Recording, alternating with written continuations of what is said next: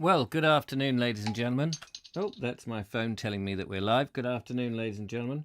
Welcome to another live Bald Explorer, and continuing with our reading of I Saw Two Englands by H.V. Morton. It seems like you have 2 days off, and it seems like it was ages ago since we did this, but we are still doing it now, and it may well be because it's a bank holiday Monday that nobody's remembered that I am doing this, but I am.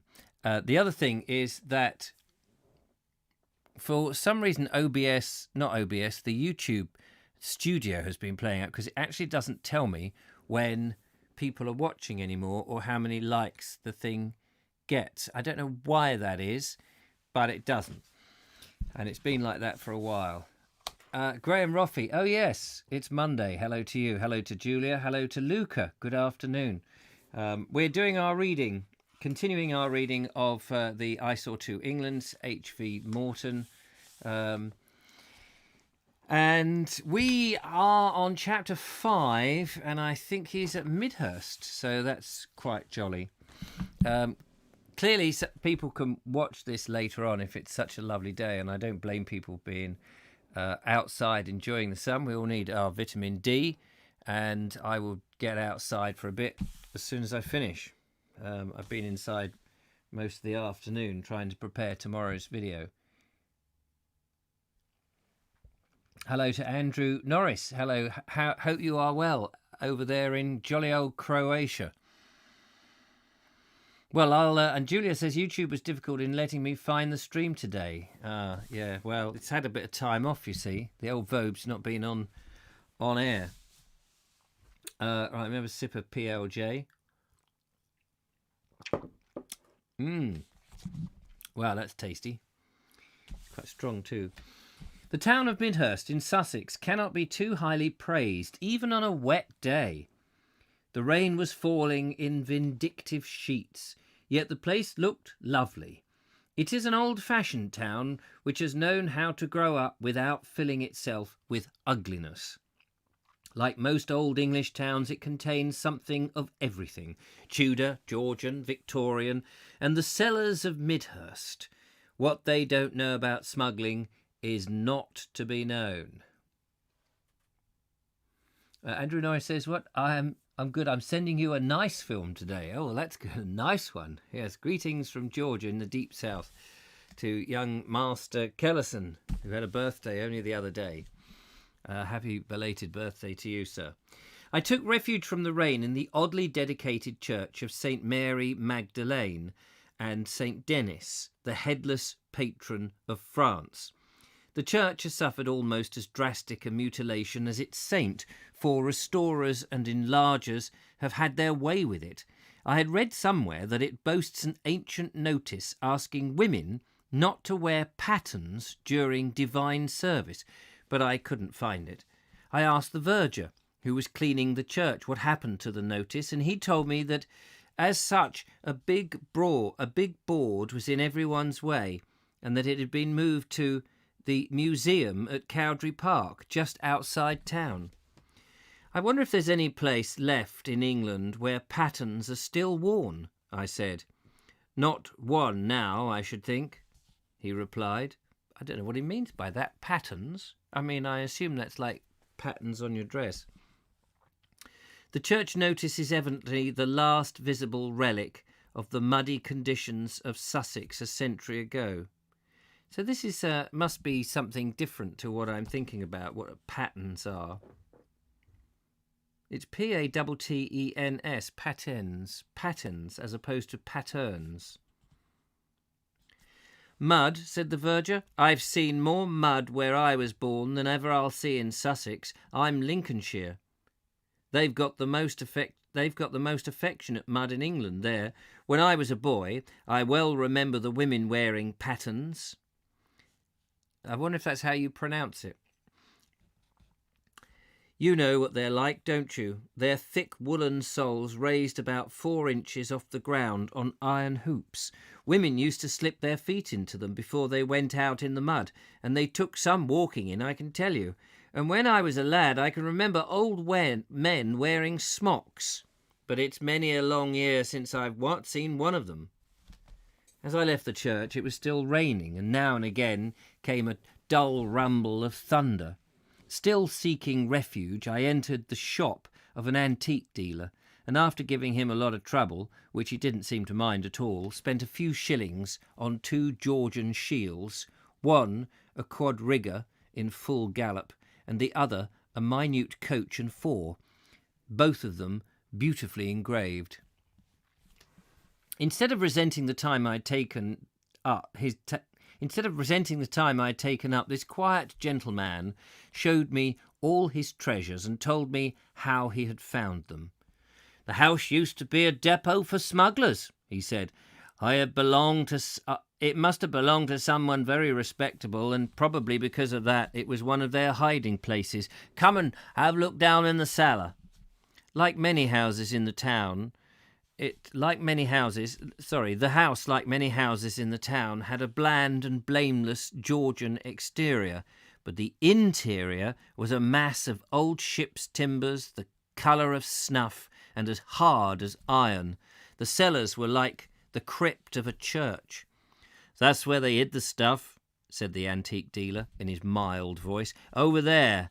Just here is the place where the lookout man stood. Come and stand here and see what wonderful view he had of the stairs."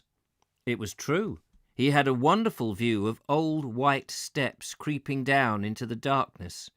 "Now, suppose someone came down those steps," my friend continued in a cold, blood-curdling voice. "Suppose a revenue man came down and you were the lookout man, what would you do?"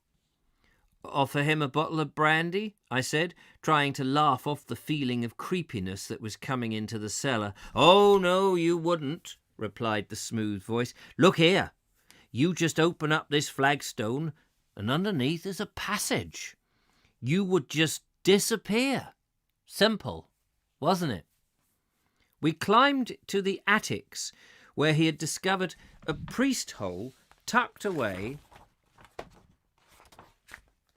among the rafters. He had found it by tracing a mysterious hatchway in the basement, which proved to communicate with a shaft that runs up the house beside the chimney stack. There was a pulley and the remains of a rope in the stack, and it had clearly been used to send up food to anyone in the secret room. In an attic full of old furniture, he took from old chests a mass of beautiful brocades, dresses and garments worn 200 years ago by long-dead and forgotten beauties and their dandies. The gowns and the silk petticoats were indescribably pathetic, as they drooped ghostly curtsies on the floor, and the rain came sliding down the little attic window, and the thunder rumbled nearer and nearer. There were several gorgeous sprigged Georgian waistcoats with flap pockets and rows of miniature silk-covered buttons running down them. Some were made of velvet with raised patterns all over them, and all were splendid. Impelled by goodness knows what influence, I solemnly slipped off mackintosh and jacket and tried them on, and they fitted as if they had been made for me. "You can have them for 5 shillings each," said a quiet voice, and I thought this was just the way time would sell you something if time could come up in you in the shape of a man in a dark attic during a thunderstorm. "All right, wrap them up," said a voice which I suppose was mine, "and I'll wear them sometime in the evening just for fun." I had never bought anything like them, not being given much to personal vanities, and I thought as I did so what a good story someone could write about the spirit of a dandy who was determined to have his waistcoats worn again. On in the rain, the feeling of strangeness wore off, and I went back to my car, faintly ashamed of my absurd parcel.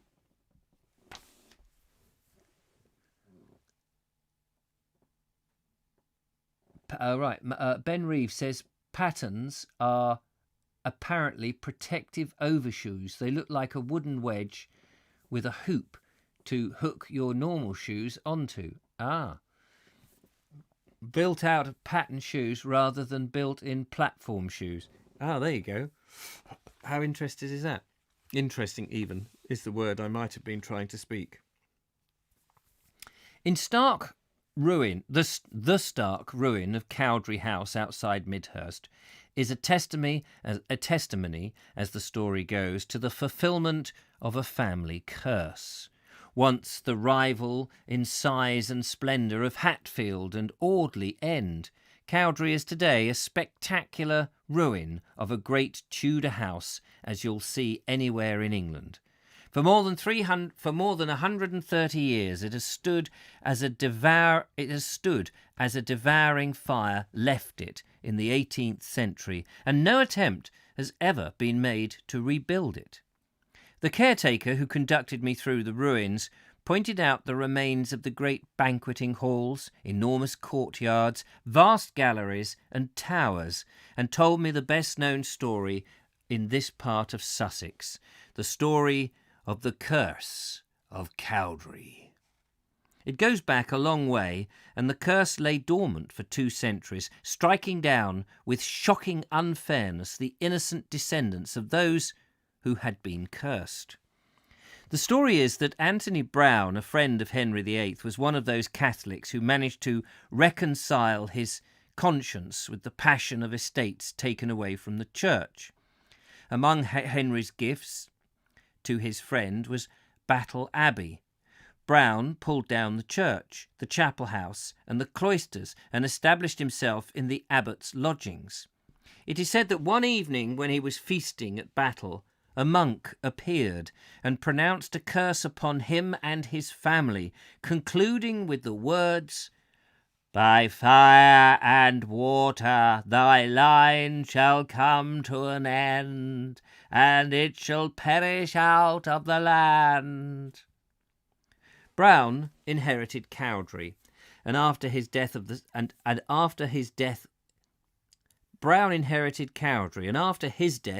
his son, who became the first Lord Montague, left Battle and took up residence at Cowdrey. 7 Lords Montague were born and died, most of them in their beds, and none of them by fire and water. Yet it seems that the fear of the curse was always present in the family. Although it had not operated, there was a feeling that it was a delayed action curse that might at any moment come to life and exact its awful penalty. This happened in 1793. The 8th Lord Montague, a young man of 24, was travelling on the continent with a friend and an old family servant named Dickinson, said the caretaker. In Germany, the young men decided to shoot some rapids on the Rhine in a small boat. The servant, Dickinson, became very frightened and tried to pull his master out of the boat, crying, "My lord, it is the curse of water!" But Lord Montague only laughed and waved his hand, and the boat started. It entered a cloud of spray, and that was the last ever seen of Lord Montague. Dickinson came home to tell the death of his young master, but when he got there he found Cowdrey House had been burnt down. And that was the curse of the fire. The estate then passed to the dead lord's sister, who had 2 small boys. The mother was always haunted by the fear of the curse, which has only affected the male members of the family, so she took tremendous care of the boys. In the summer of 1815, the children were having a holiday at Bognor. It was a lovely summer's day, not a ripple on the water. Someone suggested that they should go boating.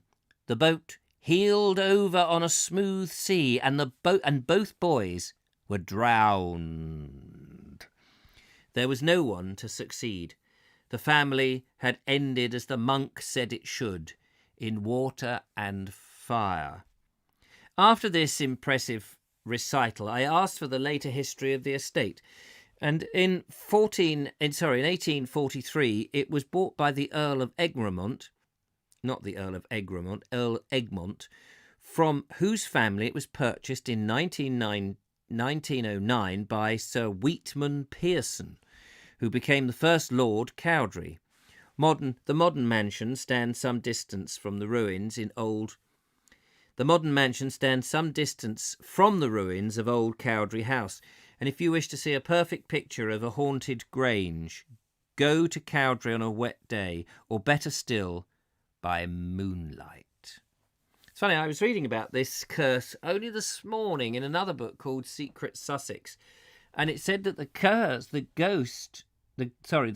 came from the prioress of the Midhurst Priory, which is in the is at Selborne, which is on the edge of the Cowdrey estate. So who do you believe? Who do you believe? Any man who has seen Farnham on a sunny day must think that it's a town of singular brightness and warmth.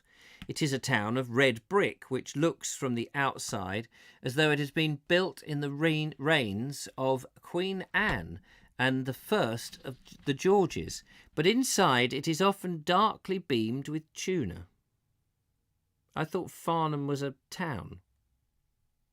I think Farnham must have broken with its ancient past and made it fashionable at about 200 years ago, when there was the biggest wheat market in England.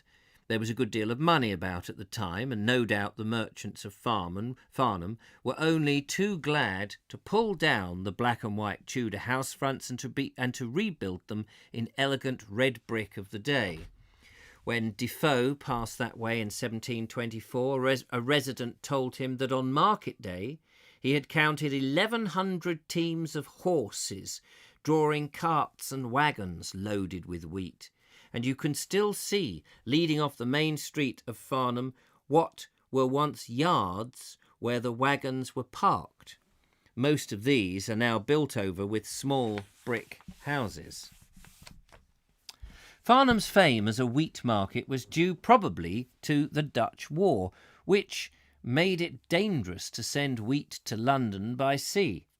But as soon as the war was over, the custom began of grinding the wheat and sending it as flour to London by boat, and so the great market gradually died away, and probably with it windmills. Farnham then took seriously to hops, which has been grown in the district since the Tudor times, as every reader of Farnham's great son, William Cobbett, knows. And today, Farnham and the neighbouring Hampshire town of Alton preside over a sudden and rather surprising area where some of the best hops grown in England follow the upper green sand. As soon as I arrived in Farnham, I climbed up the steep hill to the castle, which in its time saw quite a lot of the Cavaliers and the Roundheads, but now it's the abode of the Bishop of Guildford. The remains of a circular medieval keep are shown to the public, but there is nothing much to hold the attention except a superb view from the top over the surrounding country. The Bishop's Park looks beautiful and is open to the public. I then asked the way to the museum and was told, to my astonishment, that Farnham has no museum. It is surely almost unbelievable that a town with a long history, whose main street is part of the Pilgrim's Way, a town which sheltered Charles I in his distress, which gave birth to that lovable mass of indignation, William Cobbett, and also to Augustus Toplady, or Toplady, I don't know how you pronounce that, the author of Rock of Ages, has not had sufficient intellectual curiosity to gather together the relics of its past. I asked to see the Vernon cap, a relic which those who take any interest in such things believe to be preserved at Farnham, either privately or with the town council, but no one seemed to know where it was. This is the story of the Vernon cap. In West Street stands an old house, now empty, once known as Culver Hall, but for at least a century called Vernon House, after a Cavalier family which once lived there. When Charles I was being conveyed as prisoner to London from Hurst Castle on the Solent, he spent one night with the Vernons at Culver Hall. This was on the 22nd of December, 1648. In about a week's time, the king walked through the snow of a January morning to the scaffold in Whitehall. Before he departed, Charles said to his host that he had nothing to leave but a white quilted cap, which he was in the habit of wearing in the morning. This cap became a treasured relic, which was handed on to successive owners of the house. In 1926, the owner, Mr. Duncan Bethune, died, leaving the house and the Vernon cap to his cousin, Mrs. Rose Emily Morrison. His will contained the following clause: I declare that the cap of King Charles I, contained in a case with an extract of George Vernon's will, and now in Vernon House, are always to go with the same Vernon House, and if the Vernon House is sold, to still go with it. But if the said house is pulled down, and the said cap, etc., is to be presented to the town of Farnham, to be placed in the council chamber as a memento of the king's visit, on condition that it is always kept there, and the place is and that a place is placed on the case inscribed as follow: the cap of King Charles I, given to him by one Henry Vernon as a memento to stay at Vernon House on the 2nd day of December 1648, on his way from Castlebrook Castle to London. I was told that the house had been bought by a retired local builder since his will was made, but the cap did not go with it. So, for the first time in 290 years, the Vernon cap had been separated from the house and from the town of Farnham. I've also heard three theories as to its whereabouts: that the Mrs. Morrison's still has it, that it's in Cambridge College, and that it's in the possession of a peer in Wiltshire. No one doubts that it's still in existence and carefully preserved, but how extraordinary it is that a town should have allowed a romantic and valuable Stuart relic, to which it has clear and ultimate claim, to pass out of sight. 'Tis very odd. 'Tis very odd. Let's just have a quick look at the comments. They're all basically talking to themselves. Okay. We'll just press on. On each side of the main road from Farnham to Winchester, narrow lanes lead to the little villages of Hampshire's hop country. Oast houses, which they call hop kilns, remind you of Kent, and so do the neat lines of growing hops. But there the resemblance ends.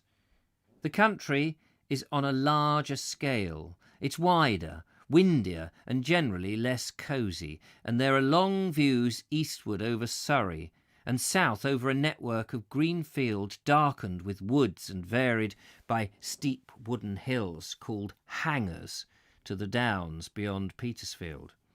The villages off the main road, each one with its own church, with its old church, have not changed outwardly for many a century. Some of them are long, straggling villages whose farms and cottages follow the wells in the upper Greensand. The coming of Maine's water is a recent event in their lives, while in some of them many a cottager still goes to bed by candlelight. This in 1939, remember.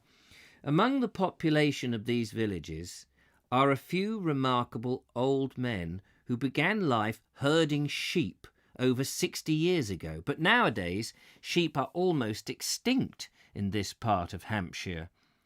They are among the last exponents of the ancient country crafts of England: thatching, hurdling, and sheep shearing. When they go, such arts will also become extinct, for the young men will not learn them. Binsted, on the hill about 500 feet above the sea, is typical of the villages in this part of the world.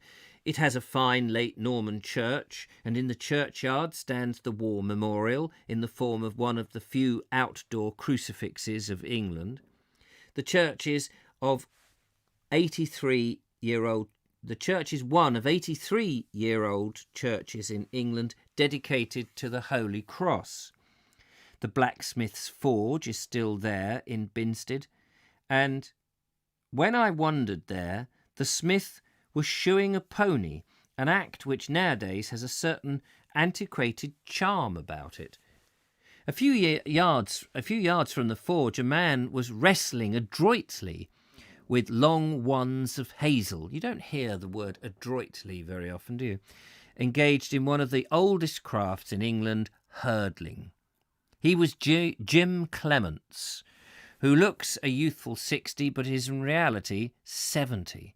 He told me that his life began as a shepherd, starting work at 5 in the morning and ending at 7 in the evening. Then he moved from job to job round the calendar. In the winter there was thatching, in the spring lambing, in the summer sheep shearing, and then came hurdling, making hayricks and thatching them, and as on until the hopping. Making hurdles is a skillful job that requires a lot of practice. They're made of hazel cut before Christmas, and a good hurdler likes to cut his own hazel. A hurdle is made of stout uprights called steeples, between which are woven lighter split lengths of wood called rods. There are generally 10 steeples to a hurdle, and a sufficient number of interlaced rods rammed down one on top of the other to make the job sound. The hurdler works with a mould or frame, which is simply a wooden wood block, sometimes a tree trunk, in which 10 holes have been made to take the 10 uprights or steeples. The stakes are then put in the frame with the sharpened ends uppermost, and the hurdler starts weaving, ramming the rods tighter downwards with his foot, layer upon layer. This is an old south of England craft, for in the north and in Scotland hurdles are unknown. A mountain sheep would take them in his stride. As long as records exist, hurdles have been a feature of the English countryside. The ancient Britons ringed their camps and villages with hurdles. The Saxons used them for every conceivable purpose, and the wattle and daub walls of ancient houses are merely a form of hurdle plastered over to form a solid surface. Hurdles cost £1 each, and I can make 11 in a day, said Jim Clements. But that's taking it easy. A man who sets his mind at it can make 12. I left Binsted, glad to have seen that bit of old England that still lives there, and in 4 miles I came to the market town of Alton. This town was once notorious for its thieves and robbers, but the modern inhabitants are peaceful and kindly, and, so far as I can see, bear no resemblance whatsoever to their ancients, even ancestors. The robbers of the Alton district were in the habit of haunting the thick neighbouring woods, a part of the Alice Holt forest, which has now shrunk to a few acres of woodland, and they were such a terror to travellers that a portion of the forest was cut down in the Middle Ages. The main street of Alton, and that also of the village of Bentley, are said to be stretches of the Pilgrim's Way, so that the robbers of Alice Holt never lacked victims. In the old days, Alton was famous for baracan, a coarse kind of woolen or goat's hair cloth, an industry which employed 500 workers in 1738.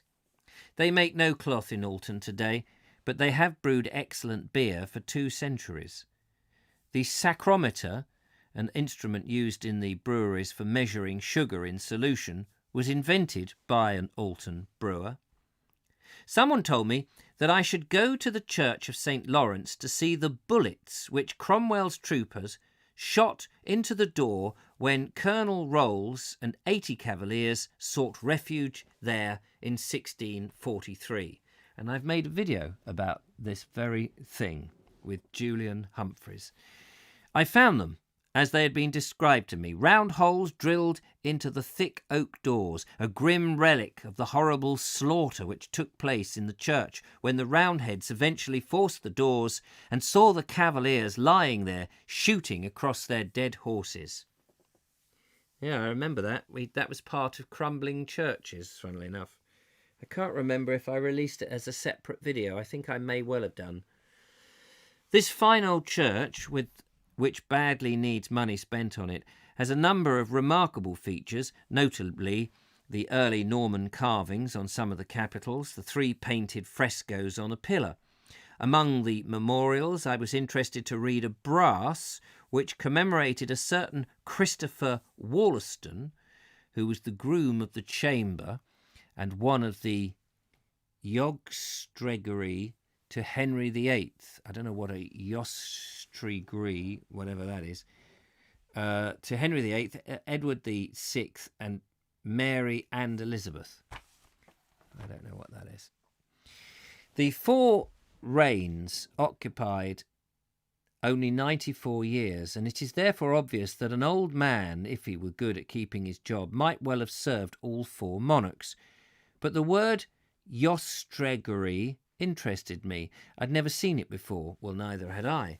I find that it is a novel spelling of Austringer, the ancient name for a falconer or keeper of goshawks. Walking around Alton, I also noticed these words on the doorplate. Here lived Edmund Spenser, poet, 1590. So far as I could discover, Spenser's residence was a shadowy visit during one of his absences from Ireland. There is another famous name above the shop in Alton. Residents can have their hair cut by no less a person than Julius Caesar.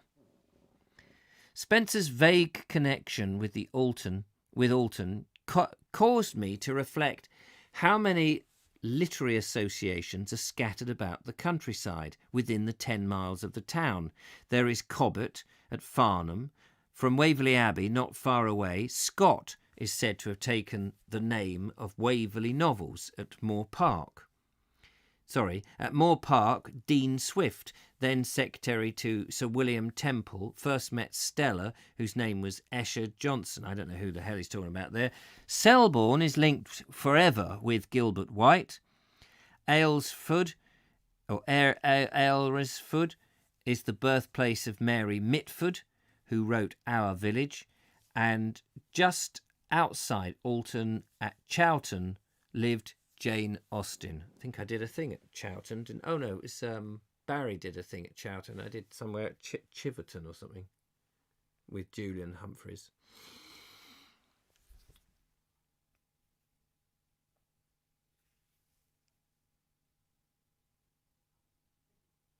Just having a quick look at the comments.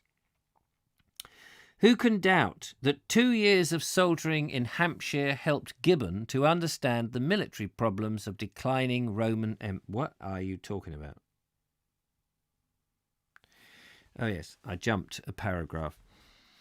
Alton saw something of a famous writer during the war scare of 1757 and onwards, when the Militia Act embodied an additional 32,000 men for national defence. This man was Edward Gibbon.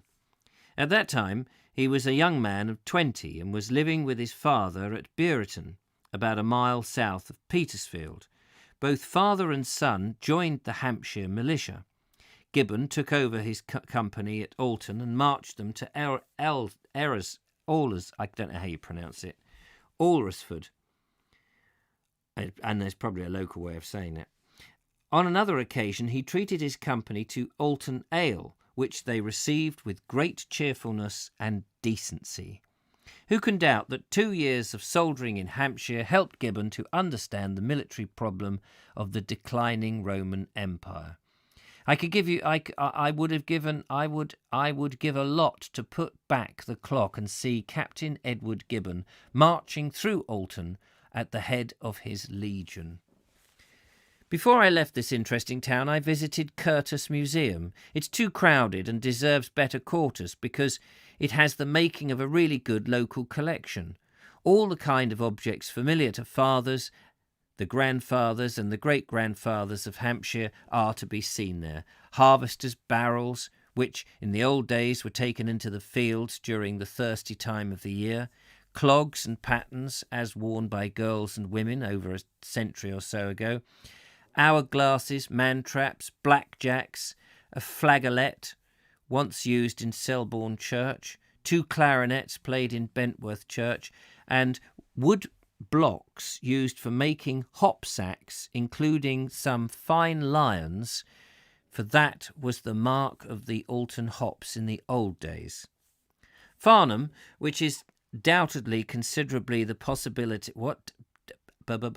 Farnham, which is doubtfully considering the possibility of a museum, might well take up a hint from Alton.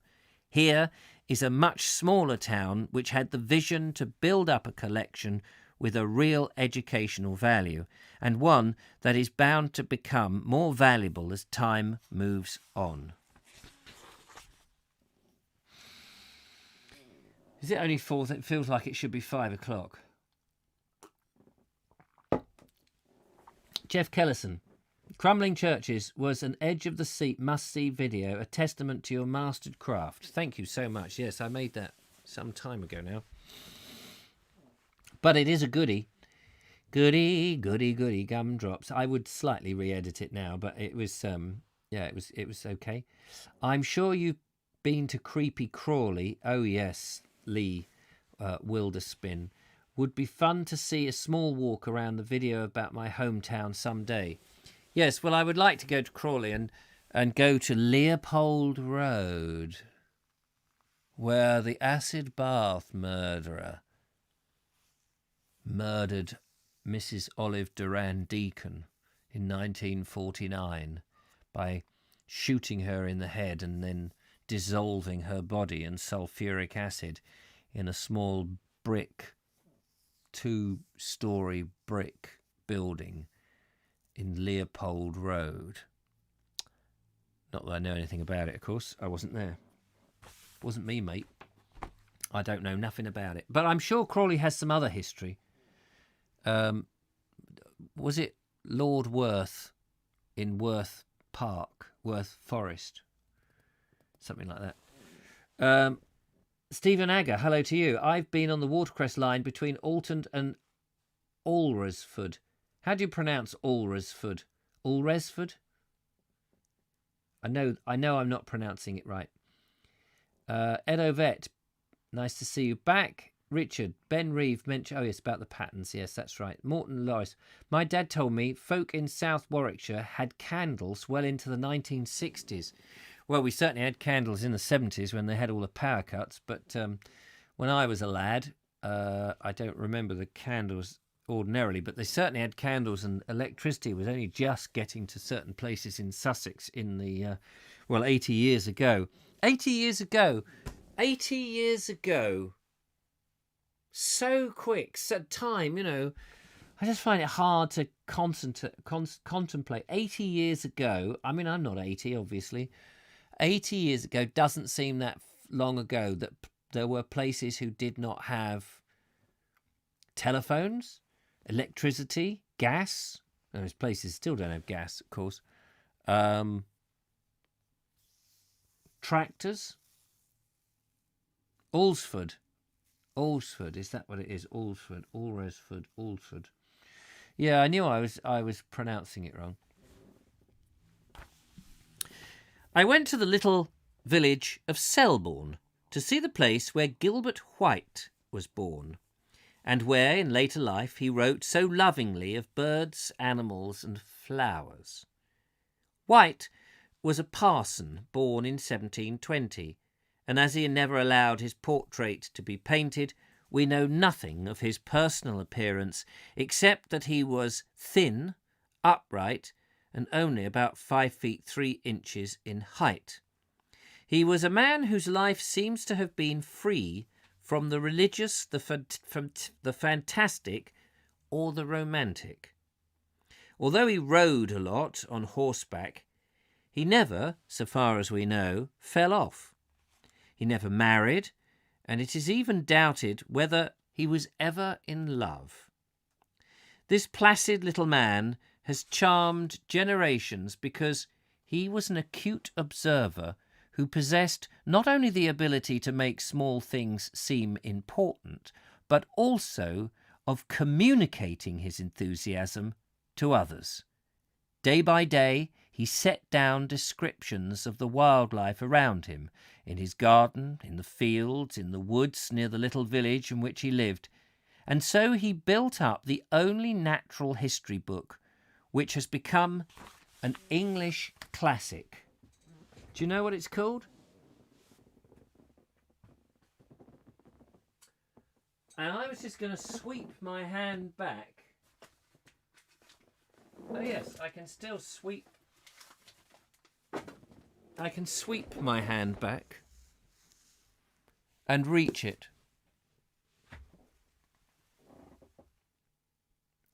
The Natural World, well, it's actually got a slightly longer title of that. I believe it's called, as he has written it here, not the Complete Angler. Oh, The Natural History World of Selborne. I thought that was slightly... Anyway, The Natural History of Selborne, which I have here. And it's a series of letters, isn't it? It's a series of letters.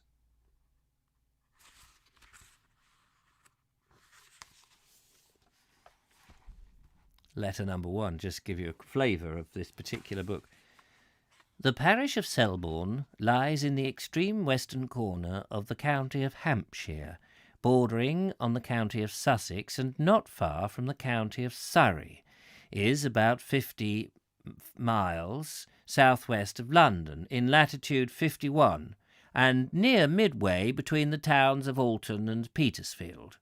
Being very large and extensive, it abuts on 12 parishes, 2 of which are in Sussex, viz. Trotton and Rogate. If you begin from the south and proceed westwards, the adjacent parishes are Elmshot, Newton, Valence, Farringdon, Hartley, Morduit, can't remember how to pronounce that one, Great Ward, Lumham, Kingsley, Hadley, Bramshot, Trotton, Rogate, Lice, possibly, and Greatham. Oh, it might be Liss. And Greatham, which might be Greatham. There's Greatham in Sussex. Maybe Greatham is the different one. Anyway, it doesn't really matter. The soils of this district are almost as various and diversified as the views and aspects. The high part of the southwest consists of a vast hill of chalk rising 300 feet above the village and is divided into a sheep down, a high wood, and a long hanging wood called the Hanger. The covert of this eminence is altogether beech, the most lovely of all forest trees, whether we consider its smooth rind or bark, its glossy foliage, or the graceful pendulous boughs. The down, or sheep walk, is pleasant, park-like spot of about anyway, not exactly the most inspiring opening passage to a book that would make you go, oh, blimey, Agatha, who did it? Oh, it's not by Agatha, is it? It's by Gilbert. Anyway, I just thought I'd show you. It is on my shelf, as every intellectual has. Another book that is on the shelf that I have yet to read. I'll probably never real read it, but anyway. But we made a couple of videos there, thanks to Gilbert White, and actually thanks to Erica, what's her name? Erica Jordan, who invited us up there. And then it rained, I think, on one of the days. Anyway, in this book I've just been reading to you, he was like a man who died 30 years before him, Isaac Walton. Both of them managed to cast a rare beauty, a thrilling air of discovery, a freshness, a charm about their hobbies. Isaac Walton about fishing and Gilbert White about the sights and sounds of the Hampshire countryside. Their books, The Complete Angler, and The Natural History of Selborne, although so unlike in style and manner, stand together as unique creations of an English mind. They are books about subjects which can be as dull as ditch water, as indeed it seems to have been. But probably not to people who are interested in it in a different way. As we all know to our sorrow that this can happen, yet even readers who have no interest in angling or in natural history have found them completely absorbing, as you saw how absorbed I was. One reason is that Walton, with his artful artlessness, and White, in his earnest simplicity, have contrived, without meaning to do so, to paint an intimate portrait of themselves. White, for instance, could never describe an owl or a bat without, at the same time, calling up in the reader's mind a picture of himself, a small, spare man in a black suit, standing intently in Selborne churchyard, watching and listening as twilight falls. This is a rare gift, apparently. It is much the same as the quality of an actor, which causes everything he does to seem important, which makes an audience look at him the moment he comes onto the stage, even though he may not appear to have made the slightest bid for their attention. Not the slightest bid, I tell you.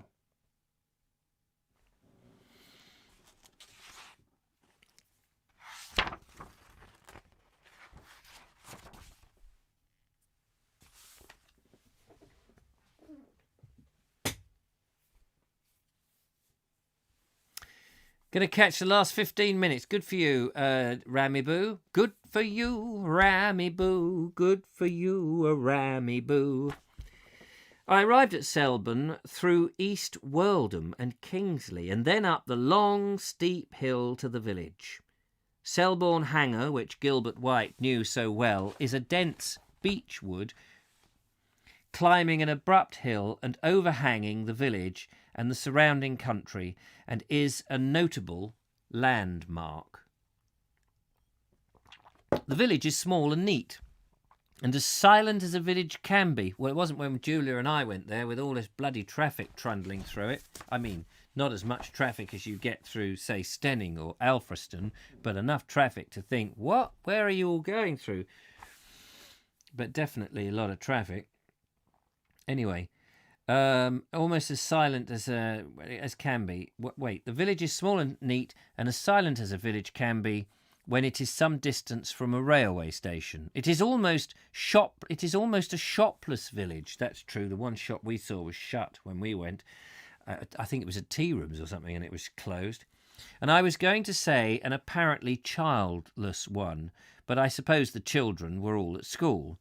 During the hours I was there, I saw only one small boy, and he was helping to toss soggy hay into a meadow.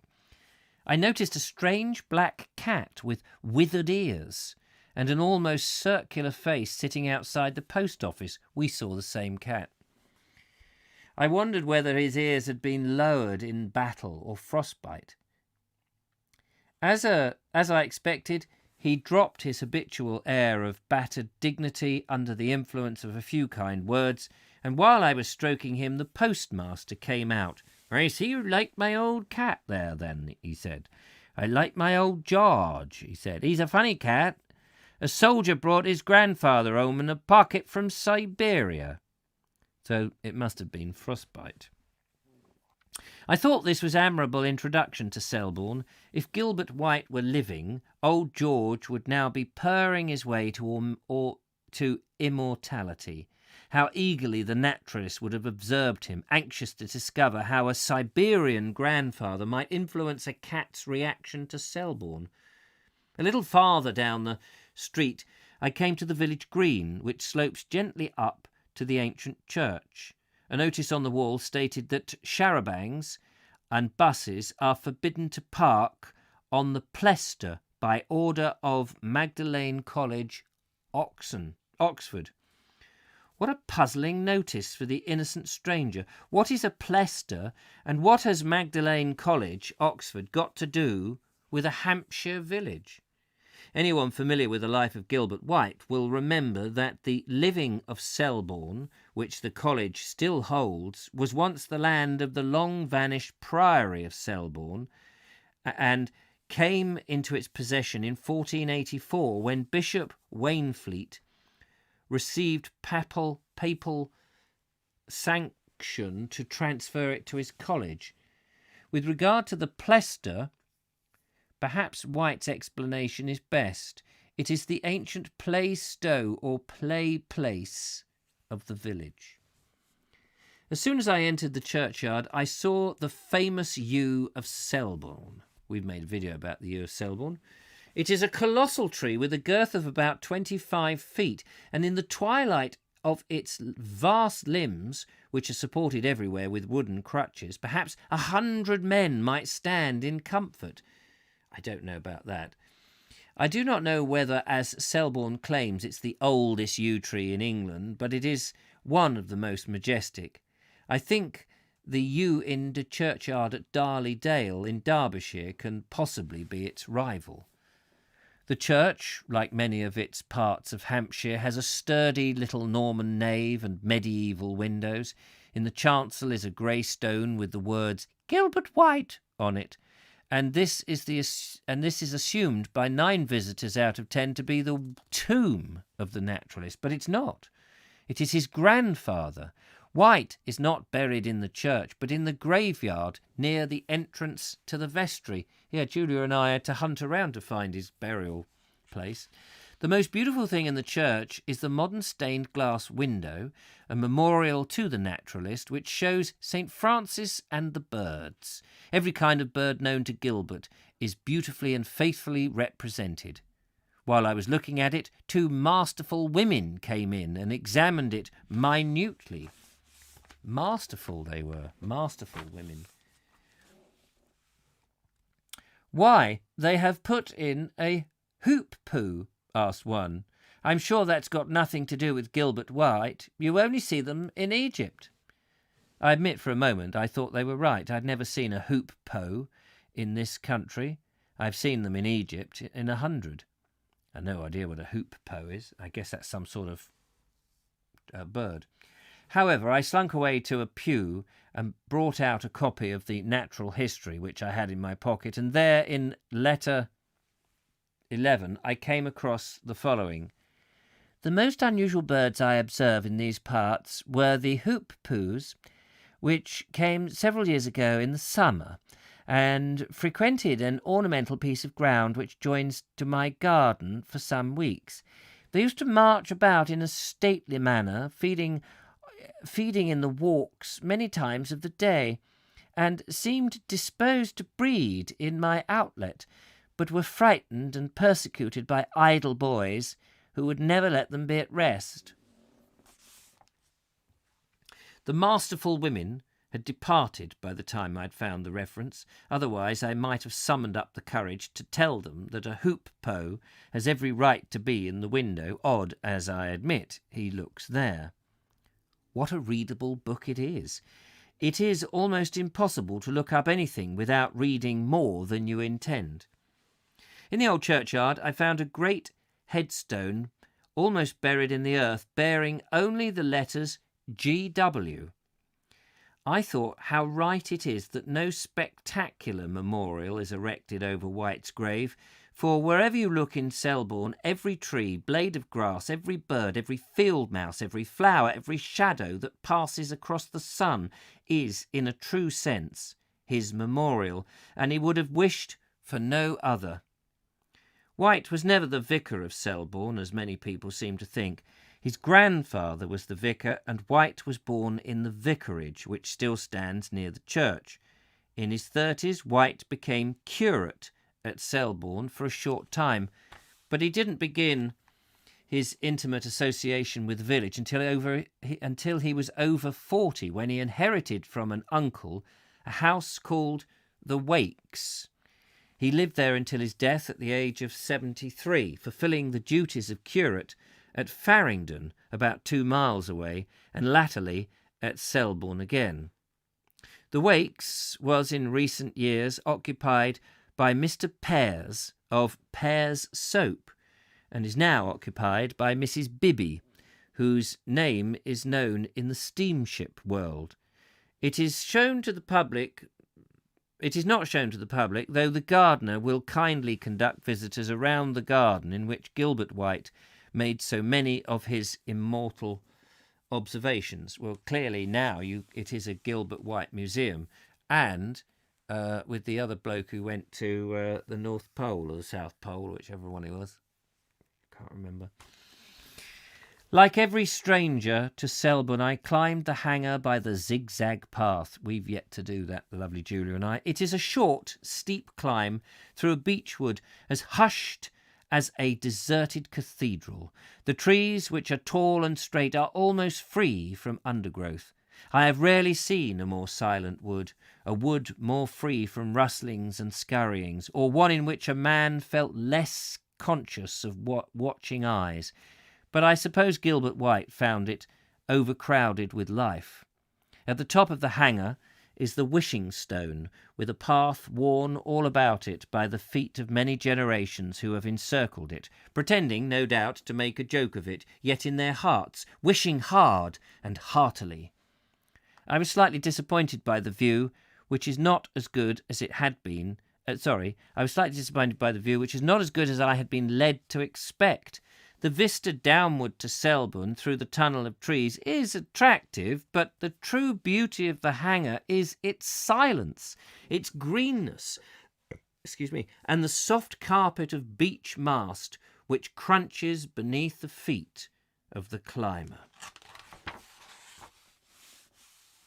And there we come to the end of chapter 5. We're on chapter 6. We did a whole chapter.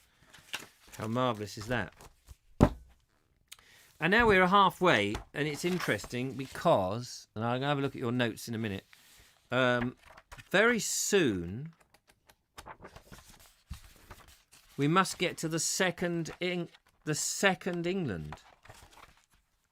He says he saw 2 Englands. We're over halfway, I feel.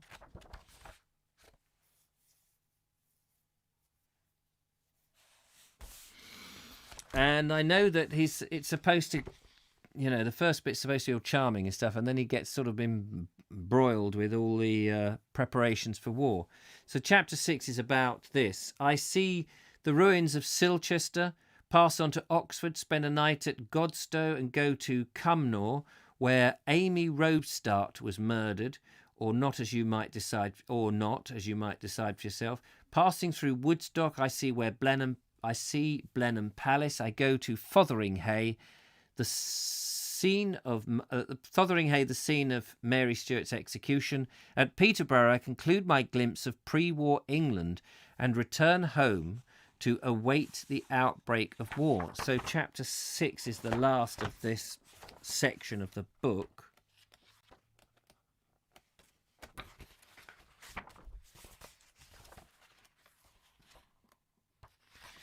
Oh, right, and then chapter 7. Oh, yeah, chapter 7 is I set off to see something of wartime England. Interesting. So we're going to be hotting up, old chap. That's what we're going to be doing. Ramiboo says, coral crilciform bird, chiefly short-legged, arboreal, non-passerine birds that nest in holes. Family. I can't read any of all of that. It's too complicated. Too many long words, Lisa. Too many long words. The upper day, hoopoes, European hoopoo, up. You just copied and pasted that, didn't you? And you don't know what it means either. No, neither do I. Check your email. Oh, thanks. Check my email.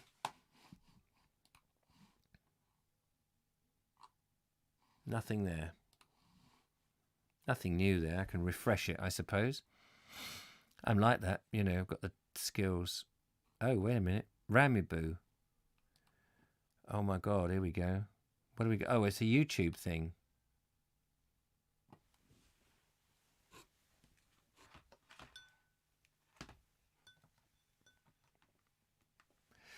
We've got the hoopy wop bird. Hang on, I've got to turn the webcam on. Let's work out how to do that again.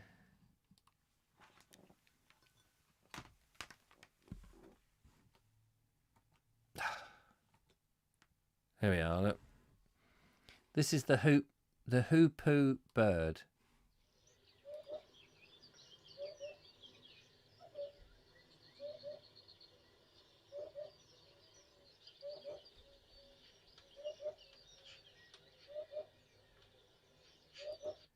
Okay, I thought we might actually see it moving, but it's just a still image.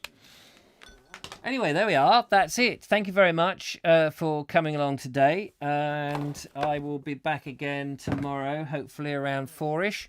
We'll read chapter 6 or part of it or all of it or whatever. Jeff says, bird, short legs, lives in the ground. Thanks. There we are. That's what I wanted. I can't deal with the arboreal, non-passerine birds that nest. It's too complicated for me. Yeah, Wikipedia kind of stumped me on that. But thanks for the YouTube clip. That was we got a striped pajamas. He certainly got striped pajamas and this little striped head as well. Anyway, thank you very much for listening to all of that nonsense. Good of you to come. It's 5 o'clock. I can't believe it's 5 o'clock here in the UK. Blimey. Hoopo, as in Edgar Allan Poe. Hoopo. Oh, I see. Oh, yes. Thanks, lovely Julia. I called it a hoopoo because I felt it was nice. Anyway, thank you for watching. Take care, and I will catch up with you if you're watching the Vogue show. There'll be a Vogue show later on this evening. Just going to download all the stuff. But look after yourself, and I'll be back soon. Till the next time, bye-bye for now. Bye-bye.